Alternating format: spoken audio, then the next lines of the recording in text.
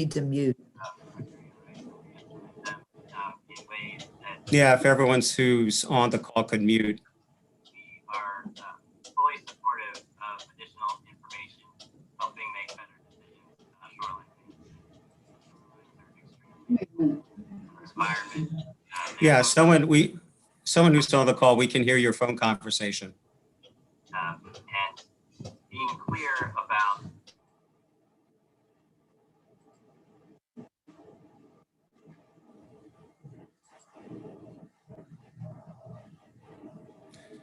Okay, well, good afternoon, members of the Environment Subcommittee. We have 3 bills on our list. This is the order we're going to take them. 302, since that was held last week.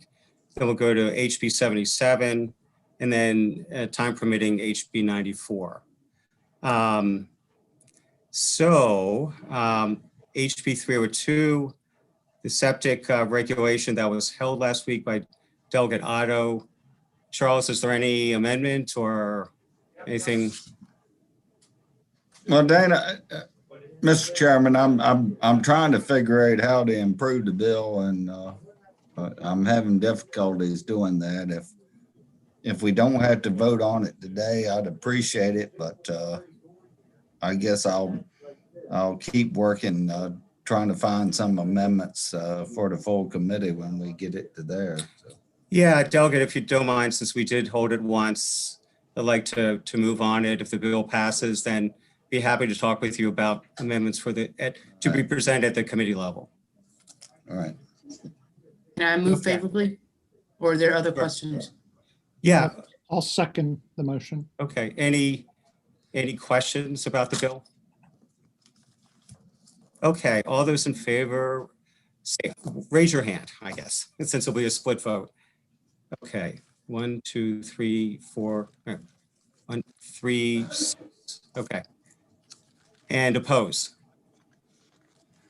Oh, okay. All right. Bill passes 6-2. Thank you. And again, Delegate Otto, happy to talk with you, about any amendments you want to propose for the committee. And that wouldn't be on the voting list for this week for the committee. Well, if you like, I can. If you like, I can ask that. I don't. Bottom line is, I don't know. But if you like, I can ask the chair to hold it till the next voting session. Okay, I would appreciate that if you would. Sure. Okay. All right. Very good. House Bill 77. So this is the coal tar bill. Delegate Stewart, you have some amendments. So why don't you review what your amendments do? And they were included in the document that was emailed out to everyone. So you should have them. Yeah, thank you, Mr. Chair. And I emailed everyone actually somewhat late last night with just kind of like a update that I tried to put in layman's terms. But as everyone remembers, this bill deals with pavement sealants that are high in PAHs, which are carcinogens for humans, and that also impede the reproduction of oysters and of crabs and of other fish in the Chesapeake Bay. And so, as I mentioned in the hearing, I have a series of sponsor amendments that I worked on in collaboration with Mr. Sean Coleman, who is the owner of the Seaboard Asphalts Company in Baltimore City. And Sean, unfortunately, couldn't make it to the hearing. He couldn't make it today to the subcommittee, but he's kind of a high road manufacturer who has been really, an invaluable resource to me. So the amendments do the following things. So first, the out-of-state sale of sealants would remain permitted. So in other words, we are not banning with the amendments the out-of-state sale of the sealants. We're just doing that to basically try to keep manufacturers and their employees, their workforce in the state.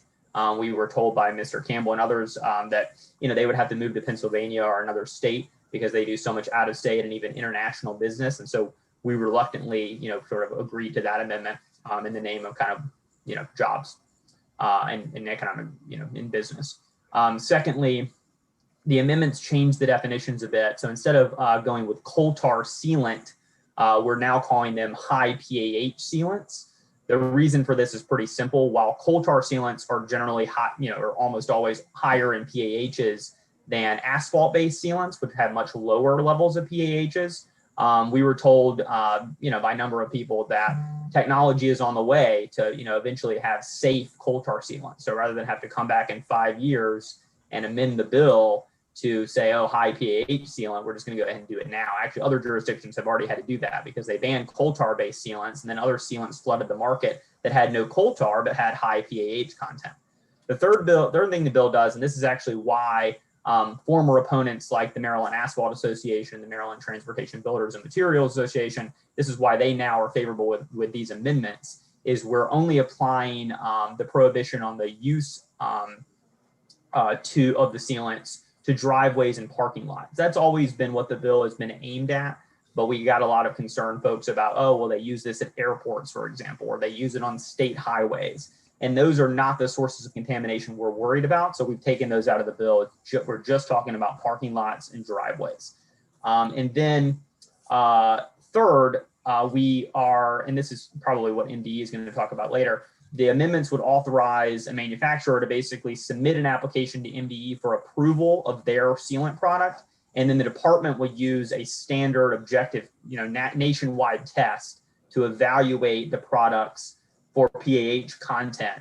And then it would be required to publish a list of the approved products. And basically the justification of this is to make sure that there's an objective standard that all manufacturers are held to. And number one, so they wouldn't be liable for kind of unintentionally violating law. They'd have the sort of safe harbor of MDE approval.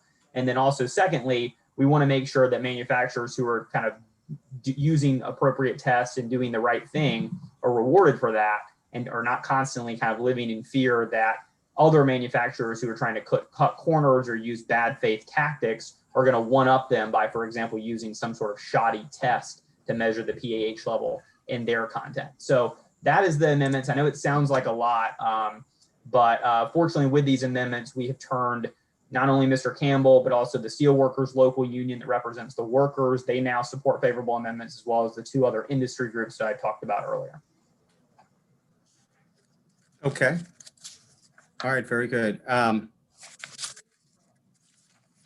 Let's see, was there, remind me, delegates, was there any language in here about different levels of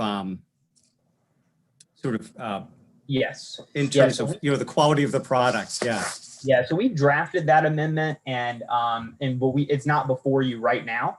Depending on what MDE, what Tyler says on the call now, I'm happy to submit that if folks like that piece. What that amendment would basically say is that MDE would be empowered or required to, when they come up with a list, to create a 2 or 3 tier system for those products, to basically say, well, here are the ones that are legal. Here are the ones that go in above and beyond, and they could label them as gold, silver, or bronze, or however they want to do them. I want to make sure they have a certain level of flexibility to make it easier for them. If they don't like that, and they don't like that idea, which I suspect they might not, since it would increase their administrative costs, then, I'm open to the committee, rejecting that sort of tiering approach. But the reason Mr. Campbell likes that is because he just likes the idea that manufacturers would be sort of induced to be even better actors and to kind of reach for the stars in terms of PAH content, because they'd be shooting for that gold star. Okay. But that's not before you right now. It would be a 1-sentence addition to the current amendments that we've drafted up, but I haven't submitted it to DLS yet. I see. Okay. So it's not one that you're recommending at this point then? Correct. And that's just purely because of my anticipation of what MDE will say. But certainly if it's the will of the committee, if everyone likes the gold, silver, bronze idea, and certainly if MDE doesn't have any objections to that, then I'm happy to submit that or just to state the sentence right now for Kristen. Okay. And sorry, last question for me. And I realize MDE is on the call, but is MDE good with this language about them doing the testing? I'm not sure. So Tyler, I sent Tyler all of the amendments. I think the day of the hearing, he said he would let me know if they had any concerns or questions. I haven't heard from them, but I understand that they have submitted amendments on their own. And so I assume the amendments will probably answer that question. Okay. All right. Well, before we ask MDE to weigh in, does anyone else have questions about the amendments the Delegate Stewart is proposing? Yeah, Delegate Otter. Thank you, Mr. Chairman. I appreciate the amendments, and the sponsors done a lot of work on this bill. I'm just concerned about the costs and the testing and that we were just talking about. What ramifications that has. Is it a burden on the department, or is that a standard product that we have? Safety data sheet that has all the information that we need to know with it. Well, I'll Doug, let you respond. yeah, well, I appreciate that. And, we can hear from the department about in terms of whether it's a burden on the agency. From the manufacturer's perspective, at least from Mr. Campbell's perspective, he wants this because he even said, listen, I'm not usually the person who's going to be voting for different fees for myself as a business owner, but I would rather pay a small fee to the agency to conduct this testing, because otherwise I'm just going to live in fear that some other competitor is going to try to outdo me with a shoddy test. I'd rather just be held to the same standard, have an objective standard that MDE is responsible for doing, rather than have to worry if I'm playing by the rule book, then my competitors won't be playing by the rule book. So I think I think this is a business friendly perspective, or a business friendly amendment. But it remains to be seen, if the agency thinks that that's too burdensome. Now, maybe they'll be more amenable if we do apply a fee, or if they're eligible, via regulation to administer a fee to the manufacturers. That would certainly lessen their burden from a cost perspective. Other questions?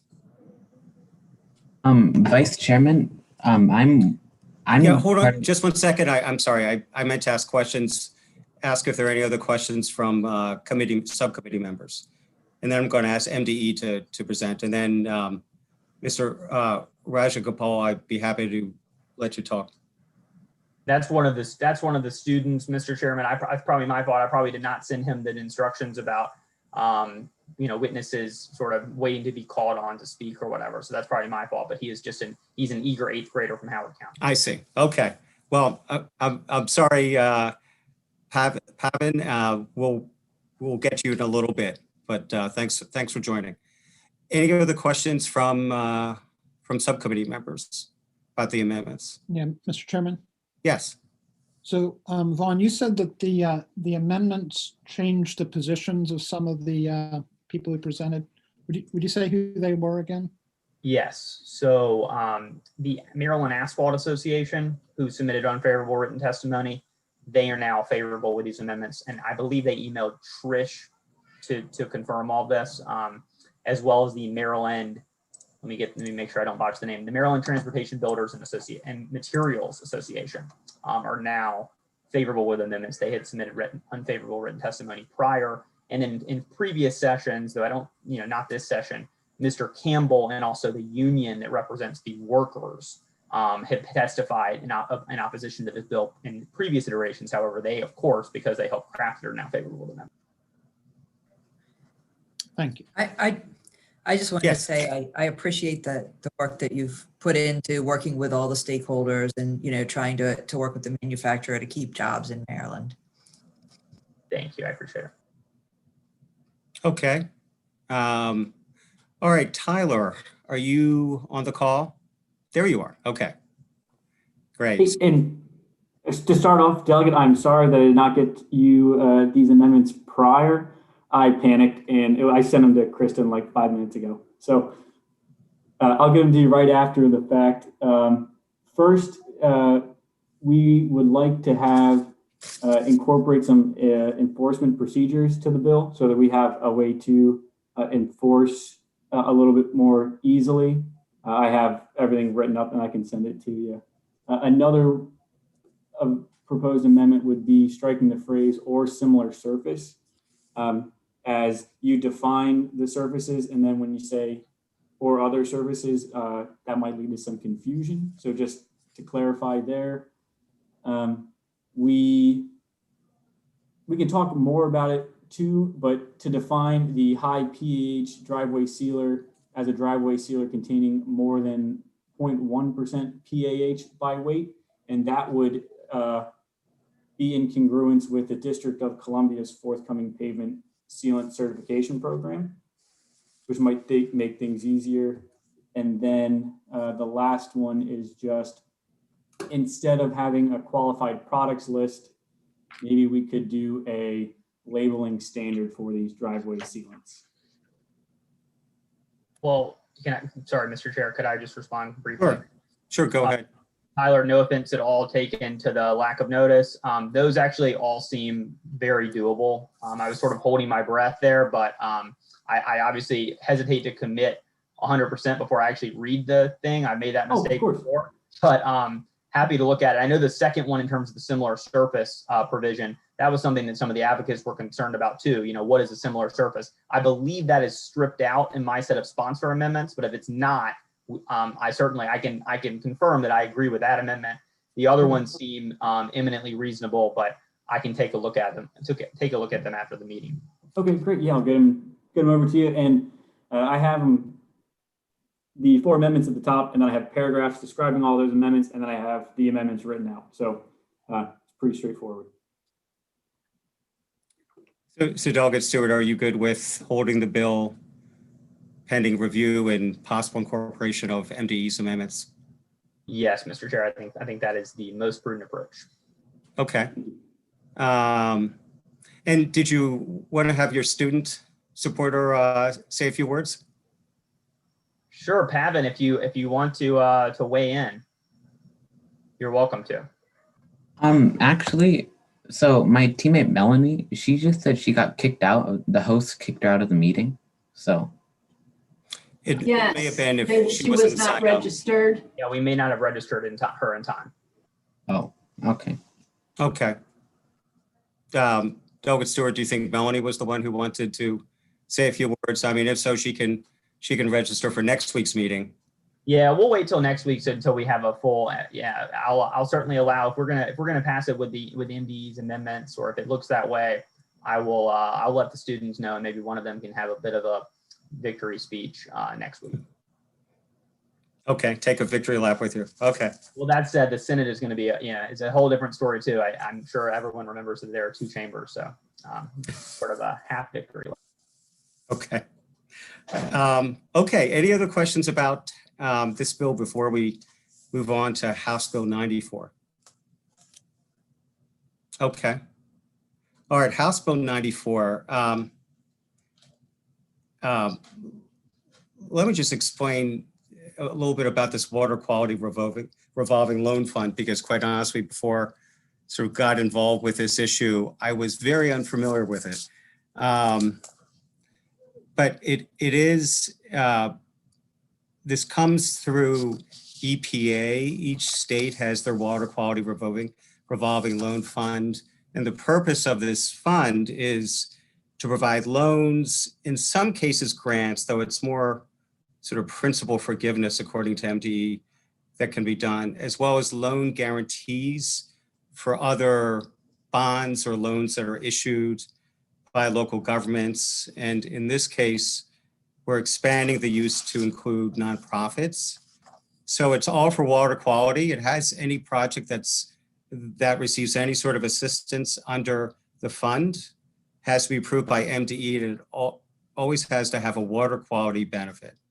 But the idea behind my bill is to, and this language was proposed by MDE, so in consultation with them about how to expand the purpose, was to make it apply to green infrastructure, more broadly to green infrastructure such as forest projects, as well as non-point source pollution like stormwater. I think it's clear, and in fact, some of the fund has already been used for stormwater projects, but this just clarifies the language, as well as authorizes nonprofits. Let me get my amendment language. It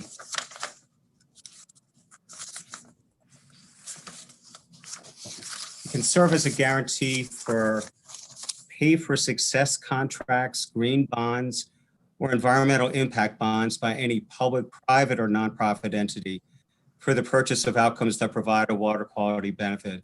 And just as an example of, say, a green bond, I think Prince George's County issued something that could be considered a green bond, where For their stormwater work, for major stormwater improvements, Prince George's County issued some bonds, the proceeds of which then go to the entity that they hired to do all these stormwater retrofits.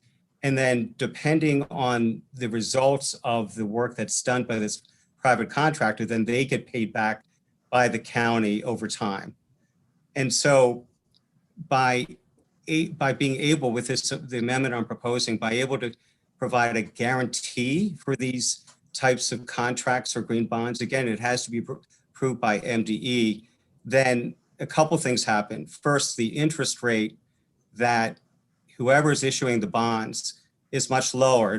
Typically, it would be a AAA rated bond with the guarantee under the Water Quality Revolving Loan Fund. And then also, because of this guarantee, it's sort of a signal to investors that this is a safe investment. So maybe you get more people willing to buy the bonds or other debt that is issued, say, by the county, or in this case, a nonprofit entity. So even though this doesn't cost the state anything, it could have the benefit of opening up use of this Water Quality Loan Fund, or at least the guarantee part of it for, there is one particular project that's envisioned, the American Forest Foundation with the Nature Conservancy, to do a forest management program in Western Maryland. So that's sort of, the background about the bill. But happy to answer any questions that folks might have. Yes, Delegate Otto. Thank you, Mr. Chairman. Now, I think you answered part of what my question was in your last remarks. Where's this money coming from, and who are we it's ultimately disqualifying? From the feds, from EPA. Okay, well, they give us $4 trillion in the last 6 months, so we're in good shape. Yeah, this is, and I don't know if any of the folks who are more knowledgeable about this fund are on the call with me, but I believe this is something that has been in existence for a while, the fund, and has been received regular appropriations from Congress. So it's something that's it's typically been used to help underwrite the costs or provide guarantees for wastewater facility improvements. But again, the thought is it can be, and EPA is good with this, it can be used for other types of projects that have a water quality benefit. So backwater and one of the sewer Baltimore treatment plants. City plant and all that are getting benefits from this fund, or? I don't know if that particular project has received a benefit, say it's a loan guarantee, but those types of wastewater treatment projects. And I don't know if anyone on the call tower or Bob Sherman is aware of particular wastewater treatment plants that have benefited from this. But So why are we signing off on it? Or are we signing off on, we're guaranteeing this loan? Is that what this bill does? Or? No, what we're doing is that we're allowing the state's authority under the Water Quality Revolving Loan Program to be expanded to include loan guarantees, two things: loan guarantees for these, again, green infrastructure, non-point pollution improvement, or non-point source projects, as well as green infrastructure needs incentives. Is that what you're saying? Well, to the extent that they're going to be funded through, say, and again, the example is this project in Western Maryland that's proposed, and maybe I'll ask Bob Sherman to chime in on this, but the project is going to be, the bonds are going to be backed by private capital. And this is a specific project we're talking about here? One of potentially many.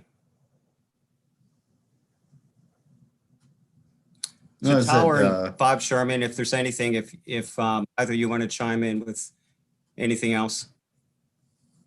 So I don't have exact projects that are funded through this, but under federal law, we do have the ability to take into account and to fund as far as this bill wants is trying to fund. So federal law allows us to do this. Currently, it's only wastewater facilities. This expands to just, as the delegate has said, further facilities. And I can let Bob talk.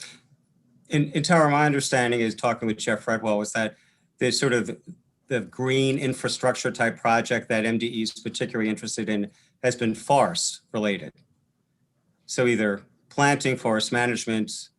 I think DNR had interest in that, but I think that was also a possibility, yes. Yeah. And Bob Sherman, do you want to add anything? Yeah, I'd be more than happy to give kind of like a 30-second overview of the project that the American Forest Foundation is talking about, if you think that would be helpful. Yeah, sure. yes, it would. Perfect. So we have a program that we're developing called the Family Forest Carbon Program. And what the guarantee from the SRF would allow us to do is to raise private capital funds more efficiently than we would be able to do without the guarantee, because as Delegate Stein mentioned, it signals to these investors that it's a more safe investment than it would be without the backing of the revolving loan fund. And with those private bond dollars, what we would do is be able to cover the upfront costs for family forest owners in Western Maryland to do carbon sequestration projects on their forest lands that are going to produce verifiable carbon credits that are then sold on the private market and will be used to pay back investors and continue to have us be able to scale this program to include more forest owners across the Mid-Atlantic region. So really it's about conceivably, getting so Bob, this So is really Bob. it's about getting private It could dollars expand. to rural Yeah. Maryland. So is there protections against taking up all arable land and putting trees in it to count beans on the Chesapeake Bay program? Well, let me just say, and Bob, you can correct me, this particular project is ones where the small forest owners have agreed to sign up to participate in this program. So there's no requirement that anyone participate, that arable land be now forested. This is all a voluntary project to promote responsible forest management. And so the pilot project is in Western Maryland. Conceivably, if it's successful, it could expand elsewhere in the state. And conceivably also could be used for other type of, provided all has to be approved by the MDE, but for other type of, again, green infrastructure projects. So where you have, in this case, you have someone who is willing to pay forest owners for the proper maintenance and, of their tract. And So they're paying to plant the trees? or manage them well. Right. So if I might And you're paying them annually a fee? They're growing the trees?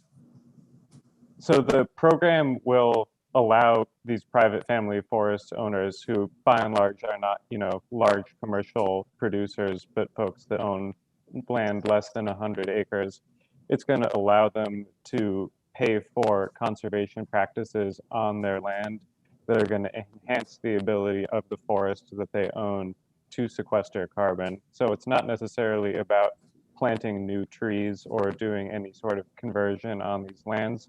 It's about ensuring that these landowners have the ability to produce third-party verifiable carbon sequestration that can then be sold on the carbon market. Yeah. So who's verifying that carbon sequestration?